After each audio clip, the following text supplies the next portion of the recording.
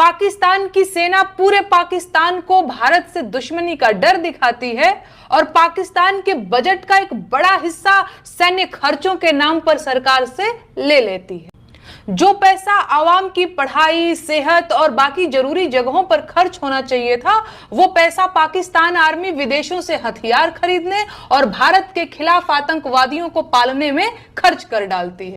पाकिस्तान का असली दुश्मन भारत नहीं है, पाकिस्तान का असली दुश्मन खुद पाकिस्तान की आर्मी है। नमस्कार, आप देख रहे हैं अब तक बिहार न्यूज। चर्चित लोक गायिका नेहा सिंह राठौर ने कुछ दिन पहले तक मोदी जी पर हमलावर थे, बराबर सवाल पूछ रहे थे, लेकिन सिंधु ऑपरेशन के बाद नेहा सिंह राठौर ने एक बड़ा बयान दिया है। उन्होंने यह दिखा दिया है कि भारत की संकट घड़ी में भारत की जनता एकजुट है और पाकिस्तान को नष्ट नाबूद कर देगा।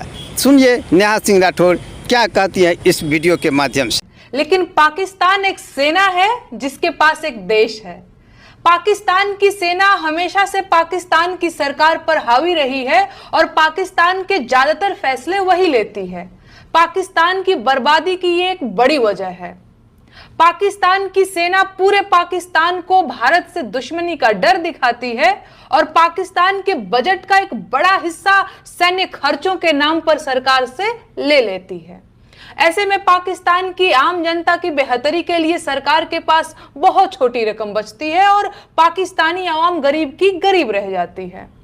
जो पैसा आवाम की पढ़ाई, सेहत और बाकी जरूरी जगहों पर खर्च होना चाहिए था, वो पैसा पाकिस्तान आर्मी विदेशों से हथियार खरीदने और भारत के खिलाफ आतंकवादियों को पालने में खर्च कर डालती है, जिसकी वजह से पाकिस्तान की सरकार विदेशों से लोन लेती है और बेइज्जत होती है। पाकिस्तान भारत से अब तक बहुत सारी लड़ाइयां लड़ चुका है और सभी लड़ाइयां बुरी तरह से हारा है। इसके बावजूद पाकिस्तान की सेना भारत से लड़ाई का एक भी मौका नहीं छोड़ती है।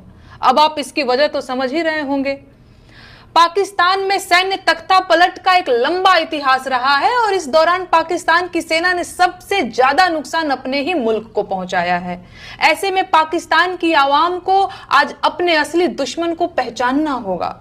पाकिस्तान का असली दुश्मन भारत नहीं है, पाकिस्तान का असली दुश्मन खुद पाकिस्तान की आर्मी है, जिसने अपना दबदबा बनाए रखने के लिए पूरे पाकिस्तान को नफरत और जंग की आग में झोंक दिया है।